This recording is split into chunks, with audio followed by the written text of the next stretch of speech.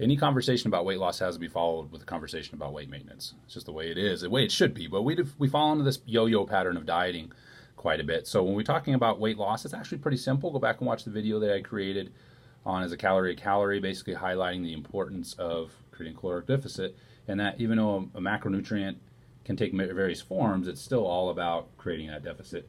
Energy in, energy out through those four forms: physical activity, exercise, basal metabolic rate, so how much you burn just by living, and then how much food costs to burn. That's why protein is such a valuable tool, for instance, is it burns more calories than other macros when consumed in whole food form.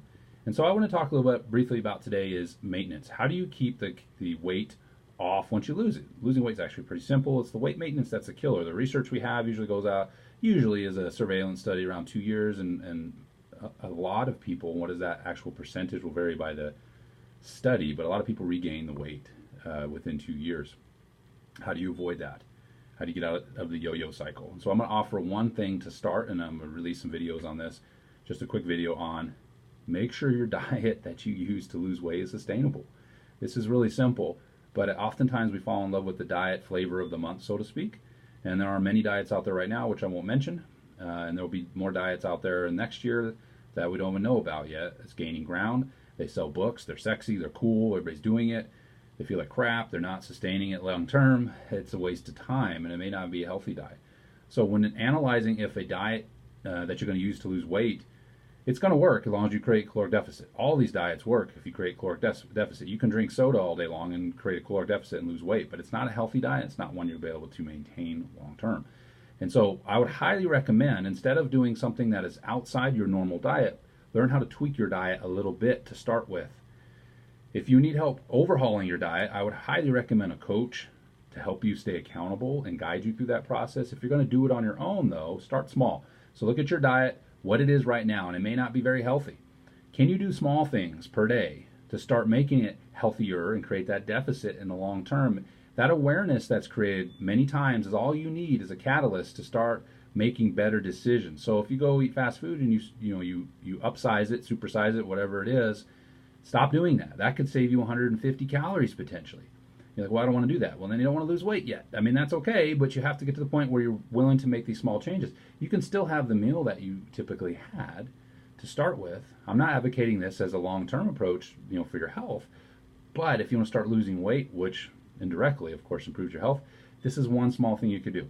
If you have 5 sodas a day, drink 4. Downsize the soda cup. If you are a 44 ouncer, downsize to the next one, whatever it is. Small things, and don't drink another one to make up for it, right? Small things make the big difference. Be very aware of, if you start training, that you're going to be more hungry. So if you start training consistently, even if you kept your diet the same, we're very vigilant about keeping your diet the same, you will start to lose weight. It's about creating that deficit. That's also something sustainable, and what you're really going after, and what I'm trying to get out in this video, is you're creating better behaviors. That's what needs to be adjusted long term. That's why the sexy diets don't work. They don't change your behavior for the long term. They change your behavior because of high motivation levels in the short term. Once the motivation level wanes and you get tired of that sexy cool diet, now you're freaking hungry and you want to go back to your old dietary patterns. Start with your dietary patterns as they are now and move towards a healthier diet over time.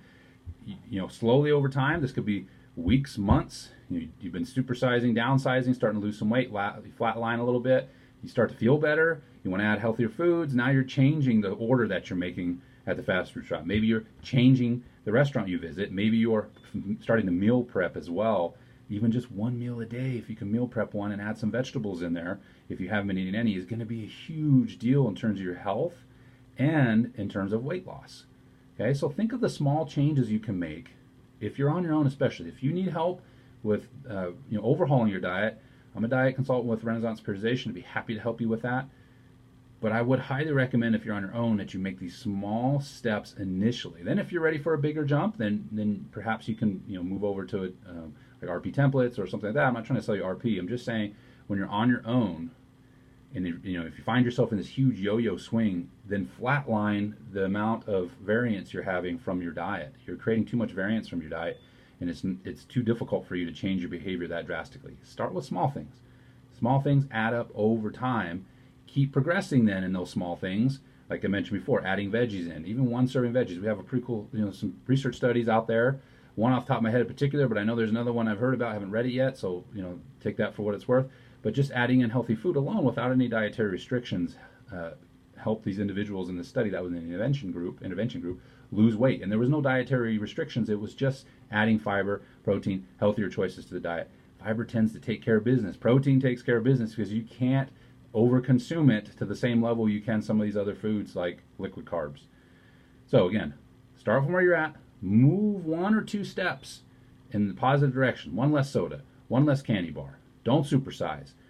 Exercise, don't supersize. Boom, there you go. There's 2 things you can start with. That might create as much as 350 calorie deficit in one day, maybe even more, depending on how much you're exercising and how big you are. Just some advice to get you started. We'll talk more about weight maintenance as we go along, but I think that's a thinking long term. As you lose the weight, how can you keep it off?